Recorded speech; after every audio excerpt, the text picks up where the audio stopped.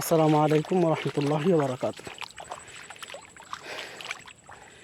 এই দেখেন আমাদের গাবরগাতি গ্রামের এই যে মাঠের ফসলের জমিগুলা, মাশাআল্লাহ, আল্লাহ পাকের কাছে লাখো কোটি শুকরিয়া। অনেক সুন্দর। প্রতিটা কৃষক, আমরা যেহেতু কৃষিজীবী, এই একটা ফসলের অনেক আশা আকাঙ্ক্ষা নিয়ে আমরা এই ফসলগুলো লাগাই। আল্লাহ পাক যেন আমাদের প্রতিটি বাবা, ভাই বা বাতিজা যারাই আছে প্রত্যেকের এই ফসলি মাঠগুলো যেন আল্লাহ পাক সুন্দরভাবে এবং সুস্থভাবে গড়ে নিতে পারে, এই আশায় আল্লাহ পাকের কাছে রাখি। আল্লাহ পাক যেন আমাদের এই ফসলের জমিনগুলা এখান থেকে রিজিকের ফয়সালা করে দেন, প্রত্যেকের রিজিকের ফয়সালা করে দেন। এটাই আমাদের আল্লাহর কাছে দোয়া।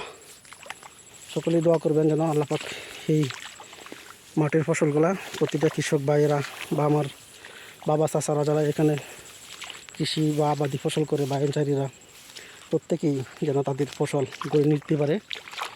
আল্লাহ পাক যেন সেই তৌফিক দান করেন।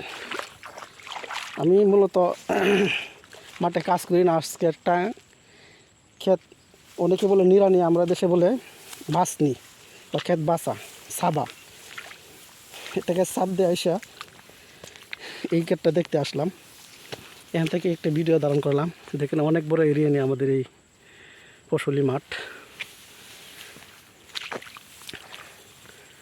এই দেখেন মাশাআল্লাহ, আল্লাহ পাক যেন সবাইকে এখান থেকে রিজিকের ব্যবস্থা করে দেন, আমিন।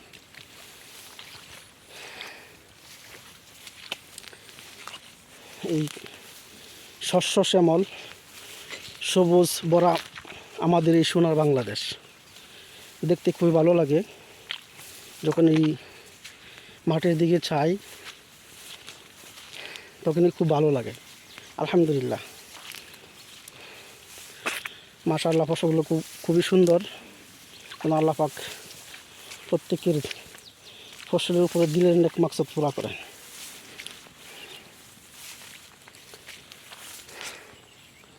যে মূলত এই যে এই কাঠটাই আমাদের, আমার আব্বা এখান থেকে এই আমাদের যে প্রতি বছরের খোরাক, এই ক্ষেতটাকেই আল্লাহ পাক আমাদেরকে দিয়ে থাকেন। যেগুলো সে আমাদের পাশের এই সকলের।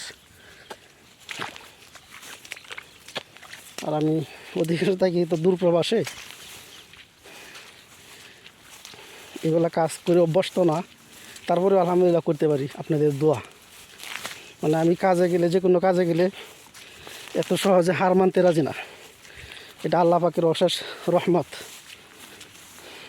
তাই আল্লাহর কাছে শুকরিয়া আদায় করি। আল্লাহ পাক যতদিন আমাদেরকে জীবিত রাখে যেন সুন্দর সুস্থভাবে নেক হায়াত দান করেন, আমিন।